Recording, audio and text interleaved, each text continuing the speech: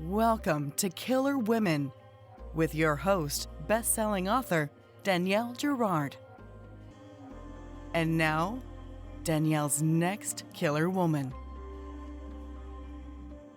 Hello, and welcome to Killer Women Podcast, a proud member of the Authors on the Air global network with more than 4 million listeners. I'm your host, suspense author Danielle Girard, and my guest today is Christine Carbo. Christine grew up in Gainesville, Florida, and Kalispell, Montana. After earning a pilot's license, pursuing various adventures in Norway, and a brief stint as a flight attendant, she got an MA in English and linguistics and taught college-level courses for over a decade. Her previous books include The Wild Inside and 3 successive Glacier Mysteries. She's the recipient of the Women's National Book Association Pinkley Prize, the Silver Falchion Award, and the High Plains Book Award, and was a finalist for the Berry Award. She lives in Whitefish, Montana, with her husband and their 2 Labradoodles, and The Confession Artist is her newest book. Welcome, Christine. Hi, thanks for having me. So fun to be here. Okay, before we dig into all the fun stuff about Crosby Mitchell, your protagonist, and all the things surrounding her, tell our listeners about The Confession Artist. So, The Confession Artist is my attempt at a little bit more of a high concept thriller. That's kind of was my intention when I started writing it, is that I would do something a little bit different than my previous more police procedural type books. And I wanted to try my hand at something just a little bit more high concept. And so, in order to do that, well, gosh, with my other books, I mean, things like we'll get into this, but setting or character might have come first. But with this one, it was definitely like plot. Like, it's not that I had it all plotted out ahead of time, but I had this idea that this high concept idea, which was that a sketch artist who's very good at sketching people, almost like a composite sketch artist, would put a sketch out on the internet about a week, 6, 5, 6, 7 days. It's actually 6 in the book, but I was in my mind at the time, I was, at some point put out a sketch on the internet with that just looks like the person that they're going to target. And it tells them that they have 6 days to confess or die. And so it kind of stirs up this whole paranoia thing on the internet where people aren't quite sure because it's a sketch. They don't know. Is that, you can look like a sketch and people are like, is that me? Is it not? And, if at first it's just written off as some stupid thing on the internet, but then it kind of you have to read the book to find out how it catches on, but it does catch on and it kind of goes a little bit viral, or definitely goes viral. And so with my book, my main character comes in as the next target of the confession artist because the serial killer gets a moniker as this goes on. And so her situation is to try, she's actually an ex-cop and she's trying to figure out, like, do I try and figure out who this is, or do I play the game and go ahead and confess something, or am I even it? Am I even the person, and then she finds out that she is indeed the person as the book goes on. Yeah. Yes, it's such a clever concept. It's so interesting to think about how these ideas come to us and, how we develop an idea. And, everyone, of course, we're always looking for like the high concept idea. Do you remember sort of how it hit you and, where it came from? Yeah, so my son and I, it was kind of a weird thing where I don't know if very many of your readers, or if you have read The Chain by Adrian I, McKinty. for sure. I had read that and I had thought, oh, how interesting to just have this cool. I mean, that book is based on like almost like a chain letter, this whole crime thing that goes on in a chain letter type fashion where you had to do something in order to let the last person off the hook kind of thing. And so it struck me as like how cool to just have this like container of an idea and that you could work from. And in my mind, I'm not like an idea bin. I'm not like I get one idea. Me too. I Yeah, feel me so too. fortunate to have, Yeah. like, if I can get one idea, like to nurse it. And I'm not even half the time sure it's the right idea or a good idea, But like, I am not one of those people that where the muse is going bing, bing, bing in my brain all the time, feeding me ideas. Right. Really lucky, like if I get an idea. And so with this one, I was actually talking to my son. We were walking the dogs one day up I live in Montana. We were walking the dogs up in the hills. And, I told him that was really wanting to find some kind of more of a higher concept idea for my next novel. But I was, because it's so hard for me to come up with ideas, I was struggling with it. And so that was in his head, it was in my head. And then a few days later, we went for a walk again, and we were just talking. And for some reason, we were talking about composite sketches and whatnot. I think I had read an article on the internet about um, something to do with that. I don't know. And we were just chatting about it. And it was actually my son who said, "Oh my God, wouldn't it be so wild if, and he didn't phrase it exactly like I had it in the book. I can't remember how he phrased it, but something about how wouldn't it be so wild if a killer put out a sketch of their Right. victim?" And so I have to give him credit Yeah, isn't it? It's because very again, creative. I'm not this genius with ideas. And so, but apparently he must be. And so I ended up just going with that. And of course, then for me, the challenge was how do I take something that's almost kind of gimmick? I mean, it felt a little gimmicky to me, even the thing, like even Yeah. the chain thing. I mean, no Yeah. offense, Adrian McKinty, but it's like they can be a little gimmicky Yeah. feeling.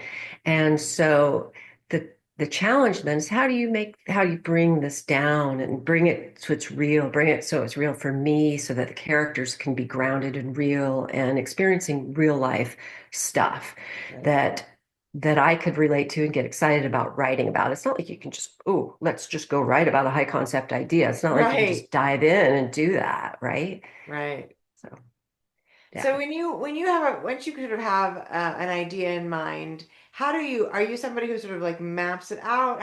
What's the process like for you in terms of taking it from the seed of an idea to the point where you've got a draft? So yes, a little bit of both, not really a big map at all. I'm more of a pantser for sure. I write, as far as the headlights kind of thing for the most part. But I do like to know where I'm going. So if I'm writing as far as the headlights, that's fine, but I'd like to know that I'm going to end up in LA or Seattle, Right. or I want to know the final destination. So I do get it figured out. In most of my books, I've gotten it figured out, like who the killer is, what the ending sort of looks like. But with some of my books, as I went along, I got to the point where if I couldn't figure that out, I was under deadline, and I was like, I still need to start and I don't have it figured out. So I would just start, but about a quarter of the way book or a quarter of the way through, or even sometimes half the way through, I would then figure out who the killer was at the end. So it wasn't, I prefer to know from the very beginning, but I can't always do that. But with this one, I I think I had a few chapters in, and then I pegged who it was Mhm. because I could kind of start with this concept, like, it's like the sketches are on the internet. What do you do with that? Right. And so, people are trying to figure out, is it me? Is it even me? I mean, Right. and but this is wild and scary because I do have something to confess, and that does look like me. So Right. I could start with all of that, but I did want to get the ending in my mind, and I did. But I'm not somebody who's got it all mapped out and outlined. I can't work that way. Yeah, me either. I wish I could. I I really mean, I feel think like my life would be easier. it seems like it would be easier, but then you talk to people who outline. I don't know if it is easier or not, You've but talked to a lot of people yeah, who, yeah, yeah, do I've it talked to a both lot of people who do ways. it both ways. I'm not sure there's an easy way to write a book, to be honest. Like I think it's just, it's just a process no matter what you do. So do you feel like does the book change a lot from like the end of your first draft to sort of what we read on the page now? Like were there a lot of iterations of the book, do you feel like? Yes. Yeah. Yeah. I feel like there were a few.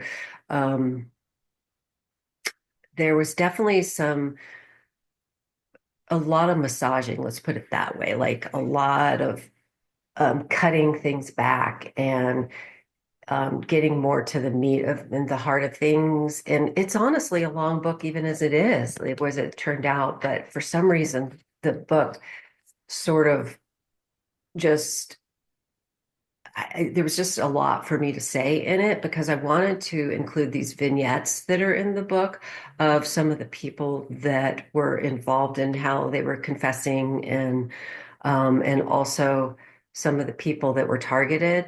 And so I wanted to include those.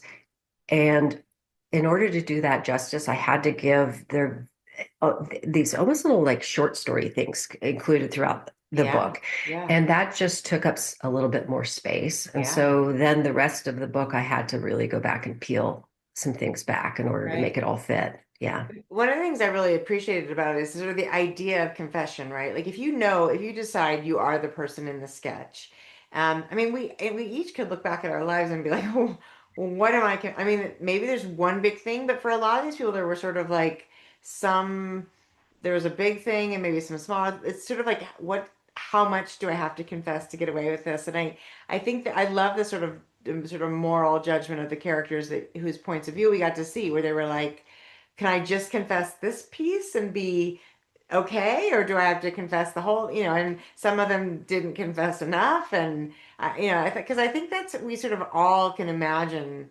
It's easy to judge the people that are having to confess, but we can all imagine sort of how horrible that would be. It's a pretty nightmarish scenario.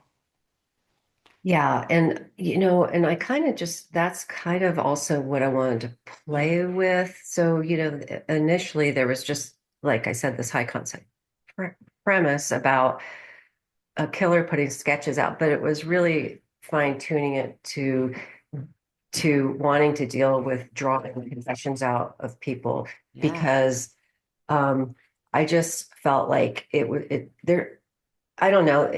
In society today, there is just this, in our political atmosphere, there's just so much.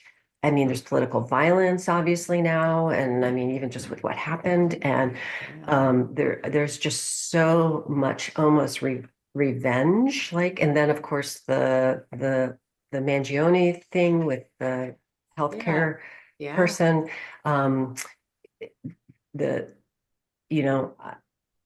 There's just a lot of so much out there about that, and I feel like it's both kind of a confessing can be kind of like a release valve, yeah, but it's also a for the confessor, it's a release, it's a right. catharsis, but for the person trying to get revenge, so to speak, or to get the killer to confess, and we've all dealt with this in our crime fiction novels, Yeah, how do you get the confession, out, yeah, how do you get what really happened out in a crime novel, right?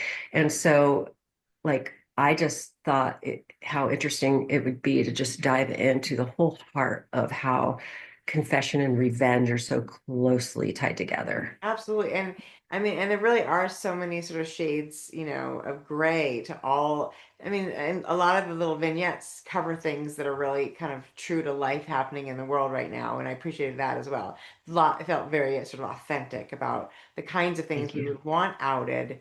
And I mean, we can make a long list of people we would like to put sketches of up on the internet so that we could pressure them into giving us some truth Yeah. about some things. But no, I appreciate it. I think never, maybe more than ever before are we dealing with sort of, you know, non-authentic characters in our that are, running our world. So I felt like you had a very sort of poignant spot. And let's talk about I love, Crosby. I mean, I know, you and I have this in common where we write strong female protagonists, and that's sort of like important to us. Plus, of course, we're both here in Montana.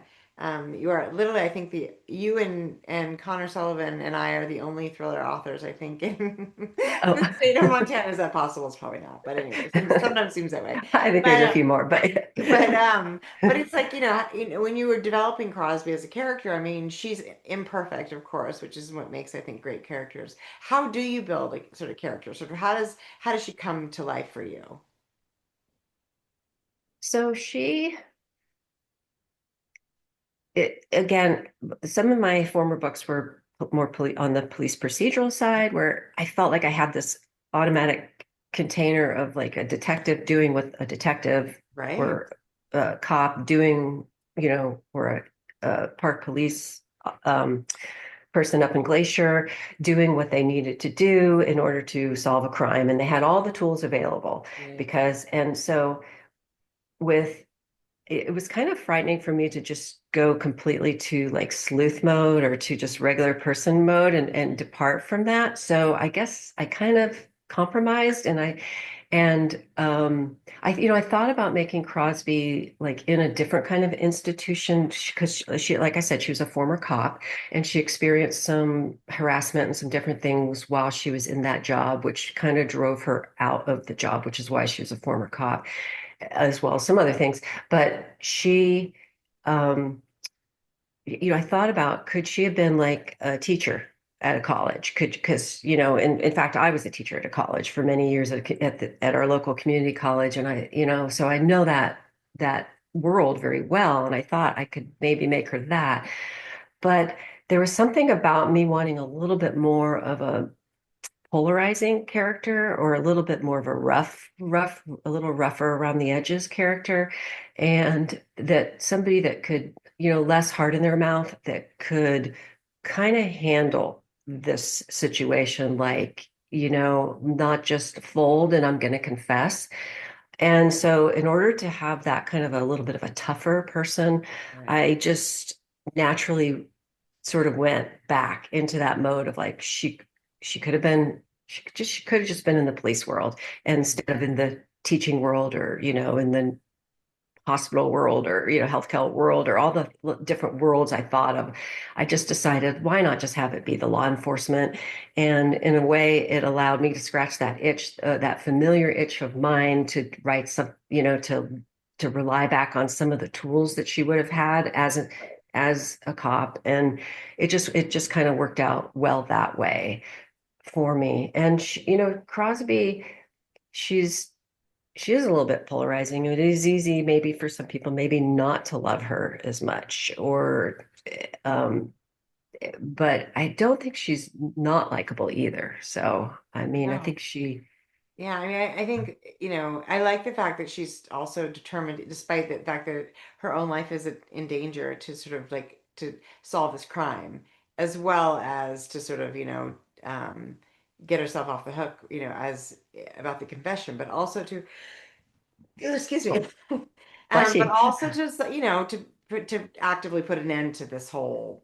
thing. So, and I think, Yeah, and you know, she yeah, I think we judge our female characters so much harder than we judge our male characters too, as readers. I think, I know we do, and and what age are they, and how does it, yeah, and the whole there's a lot of considerations that go into it, and how much do you, you know I mean, you just wrote a book about like the whole pregnancy thing. It's like yeah, how much do you give up about the whole um, female experience in order, but still have a really, if you want a tough character, because yeah. women can be very, very tough. And Yeah. Oh, no question. And she's also like, I mean, you can see her like love for her nephew Sam. I mean, she's not a, she's not. I mean, there's plenty of characters that show up way on the page way rougher than Crosby does. I mean, I think that she's, nuanced, and I like, I of course appreciated the aspects of her, romantic life, and we meet, some of her, some of her partners, and there's other things that develop. So. I think that's fun. I guess I was curious to know sort of like when you're creating I when I start writing, I just sort of start writing and see who like how she shows up. But I know some people sort of do a sketch or they, pull magazines and picture her. Like I couldn't even tell you what my characters look like. I never have been somebody who does that. Because I feel like that's the reader's job to imagine what she looks like. Yeah, But I don't you I yeah. don't usually either, but because I was doing sketches, Oh I yeah, felt interesting. like I had to nail her down a Yeah. little bit in terms of what she looked like, Yeah. who she looks like, and I even just said she looks like, a particular Yeah. um A little like person Jennifer out in the Garner. world. Yeah. Yeah. And you know, just that, yeah. But for me, yeah, no, I don't do like journaling on a character, or I don't make lists and Yeah. of songs that they might like, or Right. I know color their people do. favorite colors. I mean, It's so honestly, I interesting. don't think I would write if I had to do that, because if it freaks me out. It would freak me out if somebody said, this is the way you got to go about it. And I think it's great for the people that do, but there's lots of different ways to skin a cat, as you Oh, say. there's So, yeah, and exactly. that's just not me. I'm not going to sit down and, figure out all these different things about my character. It's more like, I guess it comes from the gut a little bit more while I'm writing, and just, but I did purposely, not because I wrote it out or figured it out from articles or magazines or anything like that, but I did purposely, when I decided that she had a sister, and I don't even remember why I made that decision, but when I decided that she had a sister with a child that she was very protective over, I did make a conscious choice that that would kind of be in contrast with, like, her fierceness on one side, and then, but Yeah, her also, I mean, not in contrast totally, because she has a fierceness about protecting them as well. right. So, But it's not, yeah, it's sort of like when it's like there's like that old trope they talk about when you want to show like a tough guy, you like have him go save a cat or something, it's sort of, it's that yeah, kind of yeah, idea, right? We're just yeah, like, right, it's just right. a way, it's an insight into, I just froze. It's an insight into sort of the softer side of them, which I totally appreciate. So I think it's, incredibly well done. Can you share, I know you're working on something new and maybe you're not prepared. Can you, I mean, some of us like don't want to talk about what we're working on when we're working on it, but can you give us a hint as to what might come next? Yeah, so it's not a continuation of this. It's another standalone, another thriller, little bit less high concept, and it doesn't have that kind of flashy high concept idea, but it's got a very interesting idea. It's something I was super interested in, and that's well, gosh, years ago, I had this. I'm also a Pilates instructor, and I owned a Pilates studio for a long time. And I don't anymore, but I did. And but I still teach. And I had this young female come in, and she just, this young, beautiful gal who wanted to do Pilates. And I was talking to her about her life. And I said, in her career. And I said, well, what is it that you do? And she said, well, I'm a death row mitigator. And I was like, you're a death row mitigator. Okay, well, like, what's that? And Right. so she explained it to me, and she's like, well, I go in and I talk to people that are on, that are on death row, and I basically, I don't make any judgments or anything. I just write their life history, and it's used to present to the prosecution to either to mitigate circumstances, or to have the prosecution understand, or to have basically the jury, anybody, understand what this person went through in their life, to get them to basically a snapping point. And I was so fascinated, being a crime writer, by this, that I said to her, what, you know, well, how many psychopaths have you worked with? Because, it was like, that's the question, right?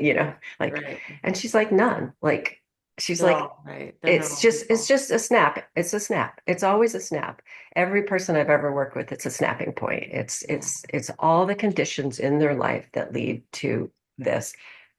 And she goes, now, that's not to say that there aren't sociopaths out there, because there Yeah. certainly are, but she just hadn't. worked with any. God, And that's such an so I interesting just, job. it was just one of those things. I went and I wrote other books. This was a long time ago, but it was one of those things that just stuck with me. It seemed like a very dark kind of plot if I was going to go there. And so I really had to think about it for a long time, but I decided eventually that I would finally start working on it a number of years ago. And so I started working on it, and then I put it aside to write the confession artist, but then I came back to it, and that's what's next. That's That's the main character. She is somebody who is a death row mitigator, but she leaves. She's left that job. She's departed to a lone cabin in the mountains in Montana because of a transgression that occurred, and she just needs to get away from everything. But that former life comes calling and brings her back. Yeah, interesting. Oh, that sounds yeah, fascinating. I love that idea. And what a crazy, isn't it crazy to think of like a beautiful young woman doing that job? That's, I mean, not that it, not, yeah. you know, Talk about tough. but Yeah, it just seems yeah. like, yeah, it'd be, and the kind of attention you would get as a young woman in that kind of environment would be Mm, tough. mm. Well, I can't wait to read that. So tell our listeners, we're going to be giving away a copy of The Confession Artist, either over on our Facebook page at Danielle's Killer Women or Killer Women Podcast on Instagram. But tell our listeners, Christine, where to find you, your website or where you are on social medias, that kind of stuff. Yeah, it's just ChristineCarbo.com.